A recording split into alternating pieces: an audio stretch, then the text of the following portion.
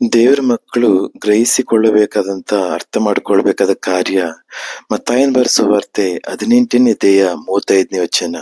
ಅದರಂತೆಯೇ ನಿಮ್ಮಲ್ಲಿ ಪ್ರತಿಯೊಬ್ಬನು ಹೃದಯಪೂರ್ವಕವಾಗಿ ತನ್ನ ಸಹೋದರನ ತಪ್ಪುಗಳನ್ನು ಕ್ಷಮಿಸದೆ ಹೋದರೆ ಸ್ವರ್ಗದಲ್ಲಿರುವ ನನ್ನ ತಂದೆಯು ನಿಮಗೆ ಸಹ ಹಾಗೆಯೇ ಮಾಡುವನು. ಹಾಗಾಗಿ ವಿಷಯ ಏನಂದ್ರೆ, ನಾವು ಇತರರ ಪಾಪಗಳನ್ನ ತಪ್ಪುಗಳನ್ನ ಕ್ಷಮಿಸಲಿಲ್ಲವಂದ್ರೆ ದೇವರು ಕೂಡ ನಮ್ಮ ಪಾಪಗಳನ್ನ ಕ್ಷಮಿಸುವುದಿಲ್ಲ ಎಂಬುದಾಗಿ ಬೈಬಲ್ ಬರೆಯಲ್ಪಟ್ಟಿದೆ. ಆಗ ನಾವು ಮತ್ತೊಬ್ಬರ ಪಾಪಗಳನ್ನ ನಮ್ಗೆ ವಿರುದ್ಧವಾಗಿ ಏನ್ ತಪ್ಪು ಮಾಡಿದ್ರೋ ಅದನ್ನ ನಾವು ಕ್ಷಮಿಸುವಾಗ ದೇವ್ರು ನಮ್ಮ ಪಾಪಗಳನ್ನ ನಮ್ಮ ತಪ್ಪುಗಳನ್ನ ಕ್ಷಮಿಸ್ತಾರೆ. ಕ್ಷಮಾಪಣೆ ಜೀವಿತ ಕ್ರೈಸ್ತತ್ವದಲ್ಲಿ ಮುಖ್ಯವಾದಂತ ವಿಷಯ. ನಾವು ಒಬ್ಬರನ್ನ ಕ್ಷಮಿಸಿಲ್ಲ ಅಂದ್ರೆ ಕರ್ತನು ನಮ್ಮನ್ನು ಕೂಡ ಕ್ಷಮಿಸುವುದಿಲ್ಲ.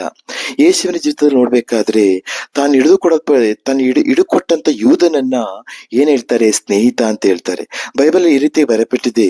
ಅವನೇನ್ ಮಾಡ್ತಾನೆ ಅಂದ್ರೆ ಮುತ್ಕೊಟ್ಟಿ ಹಿಡ್ಕೊಳಕ್ ಬರ್ತಾನೆ. ಅವಾಗ ಯೇಸು ಹೇಳ್ತಾರೆ ಸ್ನೇಹಿತ ಅಂತ ಹೇಳ್ತಾರೆ. ಅದೇ ಕ್ಷಮಾಪಣೆ ಜೀವಿತ.